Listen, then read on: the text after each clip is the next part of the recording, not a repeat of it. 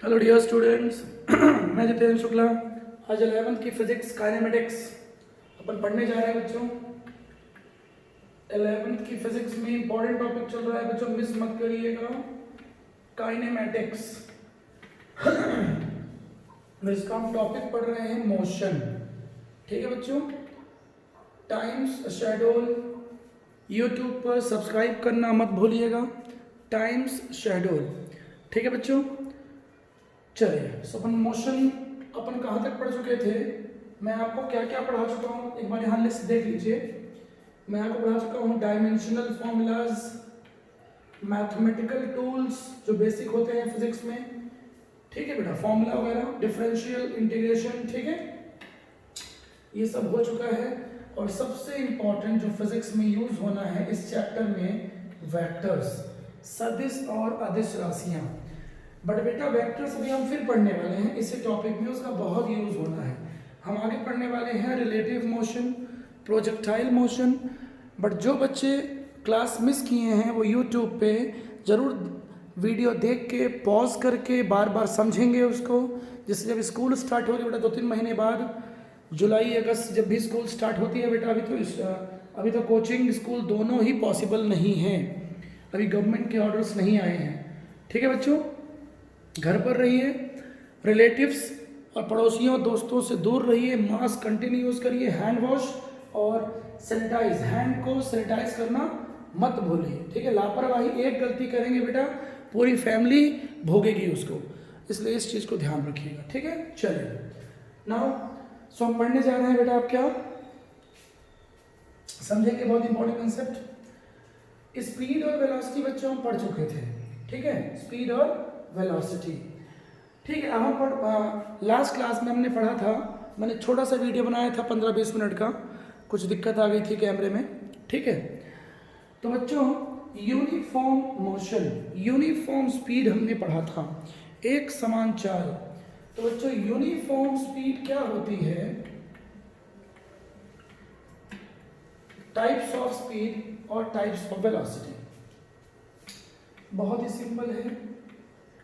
Uniform speed, when a body cover equal distance in equal interval of time। ठीक है बच्चों, बहुत time नहीं दूंगा मैं, ये इजी है।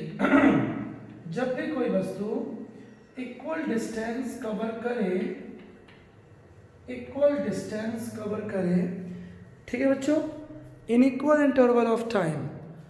ठीक है, जब भी कोई वस्तु समान समय अंतराल में समान दूरी तय करती हो तो बच्चों उसे यूनिफॉर्म स्पीड कहा जाता है।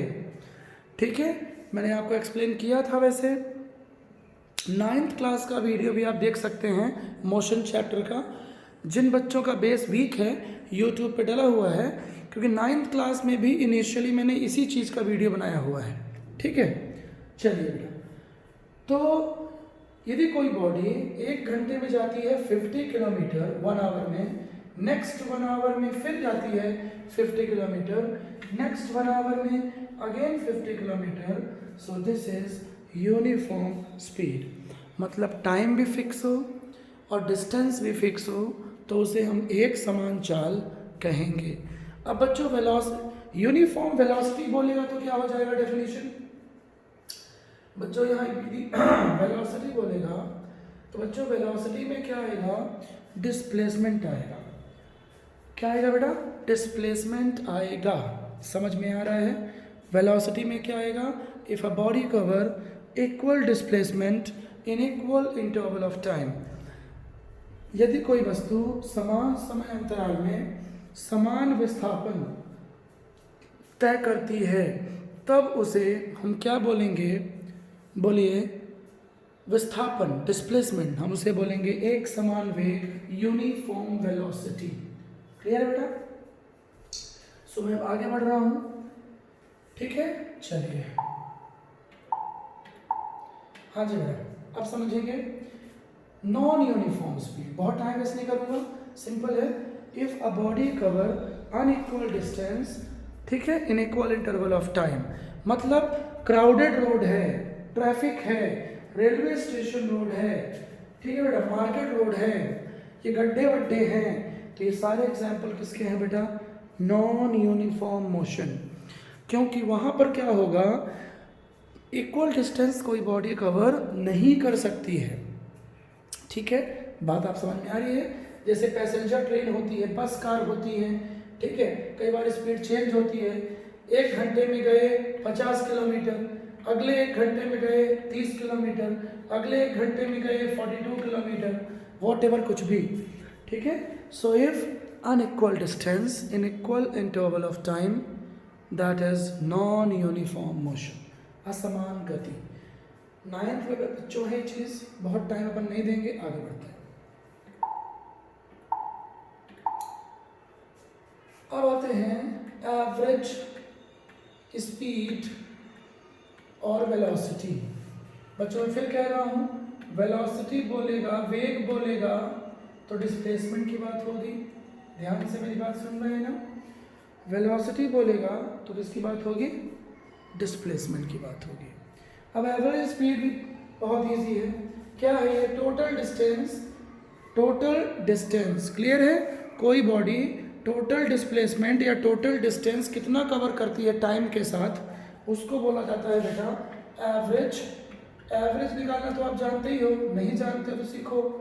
कोई भी चीज़ हो, एक आदमी खाता है 2 रोटी, दूसरा खाता है 4 रोटी, 6 रोटी, 5 रोटी, 10 रोटी, तो सारी रोटी 35 को क्या करोगे? सम कर दोगे, ऐड कर दोगे अपॉन नंबर ऑफ पर्सन से डिवाइड कर दोगे। सो टोटल डिस्टेंस अपॉन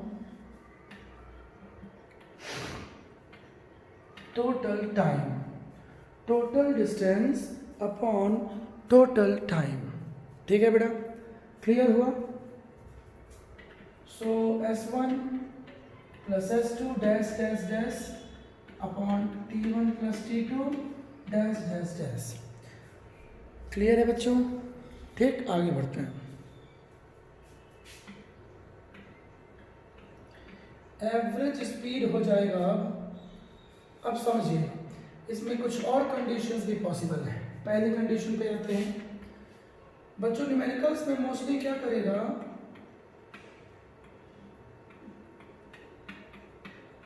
दो डिस्टेंस की ही बात करेगा, दो टाइम की। ठीक है, 2 कंडीशंस की बात करेगा।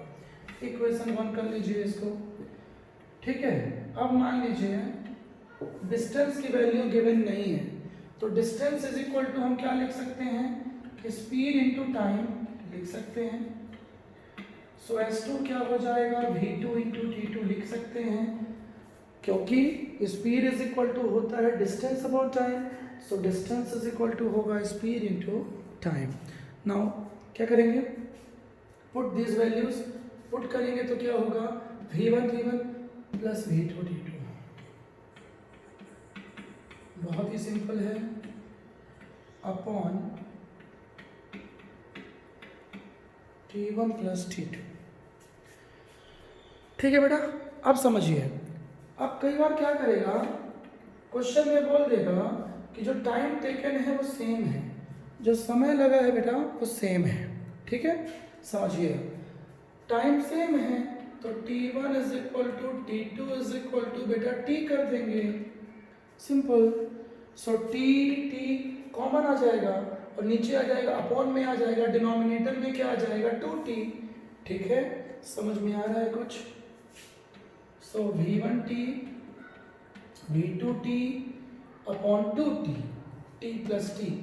क्वेश्चन में टाइम सेम गिवन है, दैट्स वाई। ठीक है, T प्लस T, क्लियर है? ये क्या हो जाएगा? V1 प्लस V2, 2T आएगा T प्लस T, तो यहाँ से T कैंसिल हो जाएगा कॉमन आके, तो V1 प्लस V2 बाई 2 आएगा। ठीक है बच्चों, बढ़िया फॉर्मूला ध्यान रहे, क्वेश्चन में तभी अप्लाई होगा कब? जब टाइम सेम गिवन है। इसको अच्छे से देखिए और पानी पी लो। ठीक है,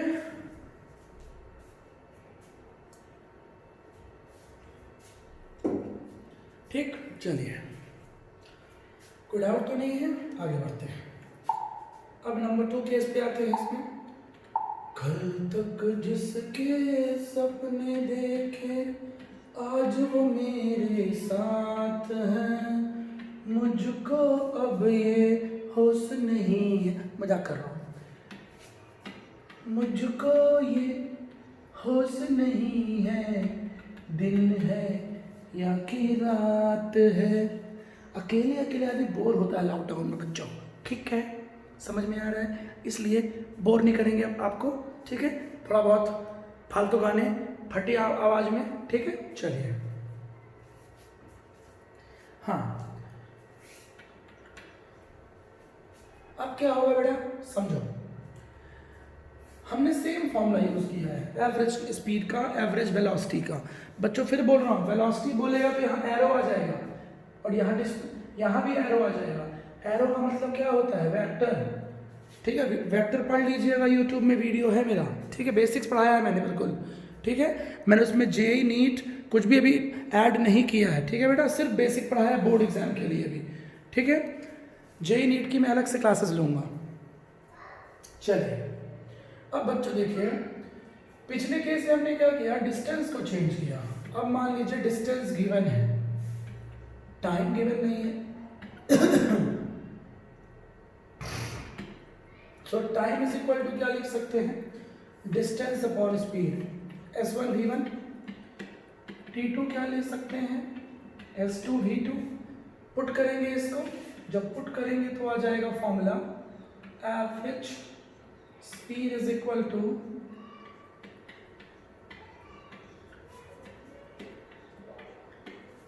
हमारा दिल भी कितना पागल है, ये प्यार तो तुमसे करता है। देखो ना, दिख रहा है कि नहीं दिख रहा है बेटा, दिख रहा है ना बेटा, बेटा दिख रहा है ना, हाँ जी। चलिए तो बच्चा अब आगे बढ़ते हैं। अब क्वेश्चन में क्या करेगा, आपसे थोड़ा और मजा लेगा। क्वेश्चन में बोलेगा डिस्टेंस सेम है, मतलब कोई कार वाला शहडोल से भोपाल गया, तो भैया शहडोल से भोपाल गया 500 किलोमीटर, और जब लौटेगा तो भी डिस्टेंस वही ना होगी, ऐसा थोड़ी ना होता है कि डिस्टेंस बढ़ जाएगी। हाँ, अलग रास्ते से आएगा तो बात अलग है बेटा, उसी रोड से आएगा, उसी पाथवे से आएगा, देन क्या होगा, बोलिए बोलिए क्या होगा, समझ रहे हैं कुछ, क्या होगा बोलिए, डिस्टेंस होगी सेम। अब यहाँ क्या करेंगे बेटा, s प्लस एस, पर टाइम जल्दी निकाल कर रहा हूँ मैं, साइन खराब हो रहा है, s कॉमन निकाल लेंगे, यहाँ पे क्या जाएगा 2s, और यहाँ से s कॉमन निकल जाएगा, s कैंसिल हो जाएगा, 2 अपॉन आएगा 1/v1 प्लस 1/v2, सॉल्व करेंगे देन बेटा फॉर्मूला बन जाएगा 2v1v2 upon v1 plus v2। ठीक है बेटा, क्लियर हो गया है, बहुत ही सिंपल है, कोई दिक्कत नहीं होना चाहिए, ठीक है ना। चलिए बट बच्चों, ये कौन सी कंडीशन में यूज करना है, जब डिस्टेंस सेम हो, ये बात ध्यान रखिएगा, डिस्टेंस क्या होनी चाहिए, सेम। अब बच्चों सुनिए, हमने 2 फॉर्मूले पढ़ लिए अभी तक, क्या पढ़े हमने, 2 फॉर्मूले, लेकिन भूल जाए तो कोई टेंशन नहीं है, भूल जाए तो जनरल फॉर्मूला यूज करिए, ये जनरल फॉर्मूला है, given distance upon given time, simple. जरूरी नहीं है कि आप 2 फॉर्मूले याद करें, फिर भी मैं आपको रिवीजन करा दे रहा हूँ कि हमने कौन कौन से 2 फॉर्मूले अभी निकाले हैं। एक तो निकाला हमने v1 प्लस v2/2, ठीक है, कौन सी कंडीशन में, जब टाइम सेम गिवन हो, ठीक, चेक कर लेना, पढ़ाया हूँ अभी। और दूसरा हमने पढ़ा तुमसे मिलना की तमन्ना है, प्यार का इरादा है, और एक वादा है जानम। हाँ जी। अब बच्चों, इस तरह के फॉर्मूले को मैथ्स में बोला जाता है हार्मोनिक मीन, हरात्मक माध्य, और इसको बोलते हैं बेटा arithmetic mean, a plus B by 2ab upon a plus B, ठीक है। कभी कभी ऑप्शन में आ जाता है नीट में बायोलॉजी में क्या होता है, नीट में कुछ बेसिक न्यूमेरिकल्स आते हैं बच्चों, ठीक है। चलिए आगे बढ़ते हैं। हाँ जी, अब आते हैं बेटा एक्सेलरेशन। अब किस पे आते हैं? एक्सेलरेशन। ये 9th में है यार, वही है, इसलिए बहुत टाइम वेस्ट नहीं करेंगे बेटा।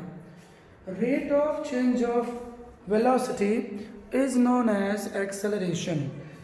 वेग में परिवर्तन की दर को, ध्यान देना बेटा। हाँ, अब जो पहली क्लास आज ज्वाइन की है बच्चों, उनको समझ में नहीं आएगा ये चैप्टर, आपको स्टार्टिंग से पढ़ना पड़ेगा। जितने मेरे 11th के वीडियोस हैं, जब भी बच्चों वीडियो अपलोड करता हूँ तो मैं उसमें क्लास भी डालता हूँ, 11th 9th 10th 12th, ठीक है, और टॉपिक का नाम भी डालता हूँ मैं, ठीक है, तो आप उस तरह सर्च करिएगा, है ना। चलिए, rate of change of velocity is called acceleration. अब सवाल ये उठता है, कई बच्चे सोचेंगे कि सर ने इसको rate of change of velocity क्यों पढ़ा भाई? इसलिए पढ़ा बेटा, मैं पढ़ा चुका हूं, d बाई डी का मतलब डिफरेंशिएशन तो होता ही है, अवकलन, अवकलन डिफरेंशिएशन पढ़ चुके हैं। लेकिन बेटा d by D T time के रिस्पेक्ट में जब कभी d बाई डी टी आए तो इसको और क्या पढ़ा जाता है फिजिक्स में या केमिस्ट्री में? रेट। ध्यान से सुनिएगा, यदि मैं यहाँ पे x कर दूं तो उसको क्या पढ़ेंगे? Rate of change of x। तो ऊपर फॉर्मूला क्या है?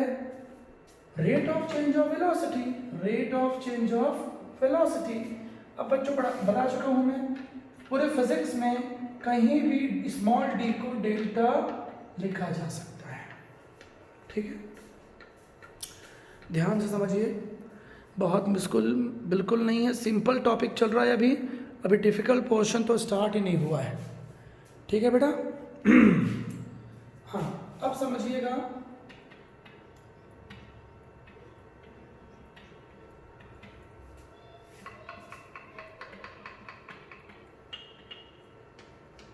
हम पढ़ चुके हैं वेलोसिटी का फॉर्मूला होता है rate of change of displacement, होता है, दो बार डिफरेंशिएशन। हाँ, एक बात और बेटा, आपसे कोई बोले कि एक्सेलरेशन निकालो तो इस फॉर्मूले को हम क्या समझेंगे? इसका फिजिकल मीनिंग क्या होगा? इसका फिजिकल मीनिंग होगा, भौतिक अर्थ होगा कि वेलोसिटी को टाइम के रिस्पेक्ट में डिफरेंशिएट कर दो, अवकलन कर दो। वेलोसिटी को डिफरेंशिएट करोगे बेटा, हमेशा क्या मिलेगा? एक्सेलरेशन, ठीक है। इस फॉर्मूले को देखिए, इस फॉर्मूले में आपको दो चीजें दिख रही हैं, ds बाई डी टी। इसका मतलब है कि s को डिफरेंशिएट करो, s यहाँ क्या है?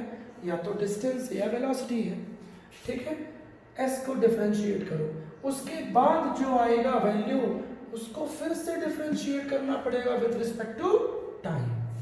तो इसलिए मैंने बच्चों को कहा था कि एक्सेलरेशन, डिफरेंशिएशन और इंटीग्रेशन वाला वीडियो आप पढ़ लेना मैथमेटिकल टूल्स में, ठीक है बेटा। ट्रिग्नोमेट्री का ज़्यादा यूज़ नहीं है, उसको नहीं भी पढ़ोगे तो हम बताते जाएंगे बीच बीच में, तो आपको समझ में आएगा।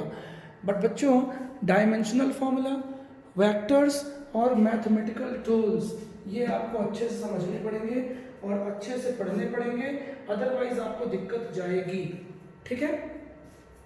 अब बच्चों, इसी फॉर्मूले को ऐसा भी लिखा जा सकता है डी डी मल्टीप्लाई। हाँ बेटा, लेकिन डिफरेंशिएशन में कभी भी अपॉन में डी का मल्टीप्लाई नहीं होता है, ध्यान रहे, अपॉन ये कंसेप्ट है मैथमेटिकल, ठीक है। ऊपर तो मल्टीप्लाई हो गया, D square S upon D T square, ठीक है, छोटी सी बात है। तो ये आ गया एक्सेलरेशन का फॉर्मूला, डिस्प्लेसमेंट एस के रिस्पेक्ट में, विस्थापन एस के रिस्पेक्ट में, ठीक है। अभी फॉर्मूला क्या बोल रहा है बेटा? ये बोल रहा है कि एस का ये स्क्वायर नहीं है, ये स्क्वायर से मतलब नहीं है यहाँ पे इस टू का मतलब है कि एस का दो बार आपको डिफरेंशिएशन करना है, दो बार, एक बार यहाँ और डिफरेंशिएशन करने के बाद जो भी आएगा वो वेलोसिटी कहलाएगी, और यहाँ पे वेलोसिटी है, फिर से करोगे तो एक्सेलरेशन मिलेगा। ध्यान से फॉर्मूले को ऑब्जर्व करिए, ऑब्जर्व करिए। चलिए, हाँ बेटा, अब यदि समझिए, वेलोसिटी इंक्रीज होती है, वेलोसिटी इंक्रीज होती है, ठीक है, बढ़ती है, ठीक है। तो बच्चों, उसको बोला जाता है क्या? वेलोसिटी इंक्रीज होना मीन्स एक्सेलरेशन, अभी हम पढ़ चुके हैं त्वरण, एक्सेलरेशन। लेकिन बेटा वेलोसिटी डिक्रीज होने का मतलब है, डिक्रीज होने का मतलब है रिटार्डेशन। हिंदी में इसको बोलते हैं बेटा मंदन। हिंदी माध्यम वाले कोई छात्र देख रहे हो तो मंदन, मंद बुद्धि नहीं, मंदन। और भी नाम है इसका डिसेलरेशन। ठीक है, चलिए डिसेलरेशन एक्सेलरेशन का ऑपोजिट। तो वेलोसिटी इंक्रीज होना, वेलोसिटी डिक्रीज होना। बेटा एक्सेलरेशन भी वेक्टर क्वांटिटी है, ध्यान रहे, एक्सेलरेशन भी वेक्टर क्वांटिटी है, ध्यान रहे, एरो। और वेलोसिटी तो है ही। वेलोसिटी डिपेंड करता है डिस्प्लेसमेंट पे, ठीक है, और डिस्प्लेसमेंट किस पे डिपेंड करता है बेटा? चेंज इन पोजीशन पे। Shortest distance between initial and final position called displacement. Shortest distance बता चुका हूं आपको मैं, पिछला वीडियो जरूर पढ़ लीजिएगा। चलिए, तो ये बच्चों ये हो गया एक्सेलरेशन और रिटार्डेशन। रिटार्डेशन का एग्जांपल सुन लीजिए, जैसे गाड़ी आप तेज भगाते हैं, एक्सेलरेट कर रहे हैं, अपर वर्ड भी यूज करते हैं, व्हीकल, कार। और रिटार्डेशन क्या होता है? आप 100 की स्पीड में आ रहे थे, 100 किलोमीटर पर आवर, अचानक आप स्पीड कम करते गए 80, ब्रेक मारते हो ना, 60, फिर 40, फिर 0। तो ये क्या है बेटा? रिटार्डेशन है। जैसे कोई बुलेट, किसी ने गोली मारी, बुलेट फायर की और बुलेट घुस गई जाके दीवार में। बच्चों ध्यान सुनिएगा, दीवार में घुस गई तो कुछ डिस्टेंस दीवार में कवर करेगी, और जब घुसेगी तो दीवार में इनर्शिया है, दीवार हार्ड होती है ना यार, दीवार दीपिका पदुकोण थोड़ी है कि सॉफ्ट है, ठीक है। तो क्या होगा, पहले वेलोसिटी थी 20 मीटर पर सेकेंड, हो सकता है दीवार के अंदर हो जाए 5 metre per second. So this is an example of retardation, मंदन, ठीक है, वेलोसिटी डिक्रीज हो जाना, ठीक है। और जब कोई बॉडी मोशन में थी, v वेलोसिटी से आ रही थी, अचानक वो रेस्ट में आ गई, ठीक है, ब्रेक मार दिया ड्राइवर ने, तो वेलोसिटी क्या हो गई बच्चों? 0 हो गई, ठीक है। ये भी किसका एग्जाम्पल है? रिटार्डेशन का। ड्राइवर ने ब्रेक मार दिया, ठीक। आगे बढ़ते हैं। अब बच्चों को छोटी छोटी बातें समझ लीजिए, समझिएगा। एक्सेलरेशन ड्यू टू ग्रेविटी है, ये आगे पढ़ेंगे हम लोग। एक्सेलरेशन ड्यू टू ग्रेविटी, ये अलग चीज होती है बेटा, इसका सिंबल स्मॉल g होता है। ए को ग्रेविटेशन में g लेते हैं, ये आगे पढ़ेंगे हम ग्रेविटेशन चैप्टर में, बट बेटा इस चैप्टर में भी यूज होने वाला है, ठीक है। पृथ्वी का गुरुत्वीय त्वरण, एक्सेलरेशन ड्यू टू ग्रेविटी, क्या होता है? उसका सिंबल क्या है? स्मॉल g, और इसकी वैल्यू होती है 9.8 मीटर पर सेकेंड स्क्वायर, ठीक है। समझ में आ रहा है? दूसरा मैं आपको डायमेंशनल फॉर्मूला फिर से याद दिला दूं,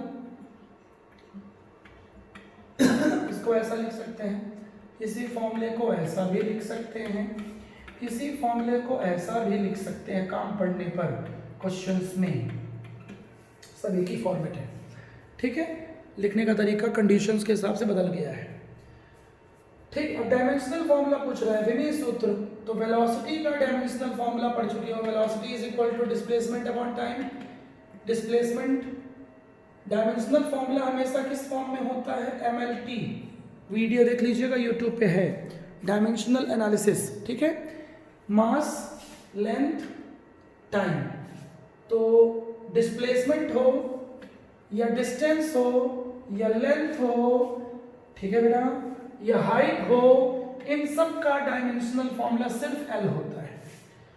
तो वेलोसिटी का निकालोगे पहले, टाइम को क्या लिखते हैं? कैपिटल T, इसी को क्या लिख सकते हैं? LT-1, ठीक है। अपने को क्या निकालना है? एक्सेलरेशन, तो यहाँ पुट कर दोगे, डिफरेंशियल यूज नहीं होगा बेटा, डायमेंशनल फॉर्मूले में d या डेल्टा से कोई मतलब नहीं है, ठीक है, v से मतलब है। LT-1, टाइम को फिर लिखेंगे कैपिटल T, अब इसको ऊपर ले जाएंगे तो हो जाएगा LT-2।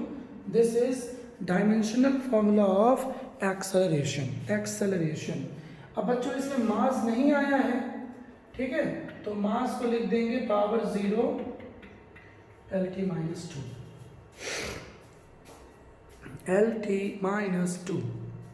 Is that clear? ठीक है, चलिए आगे बढ़ते हैं।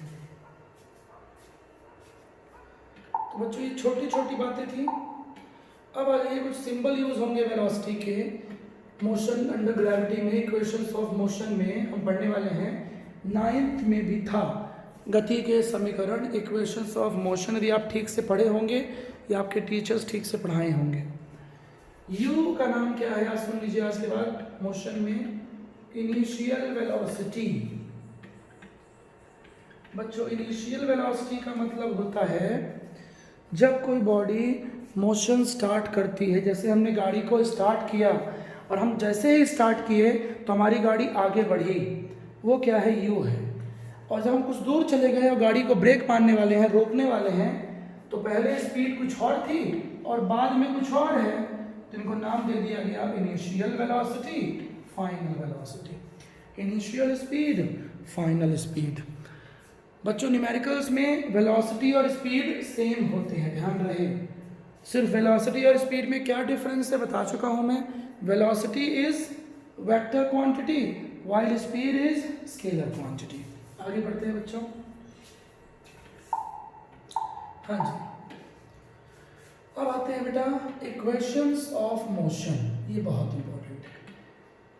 पहली बार ये टॉपिक हम अपने इंपॉर्टेंट टॉपिक पे आ गया है ना, फिल्म का मेन हिस्सा आ गया है, ठीक है। Equations of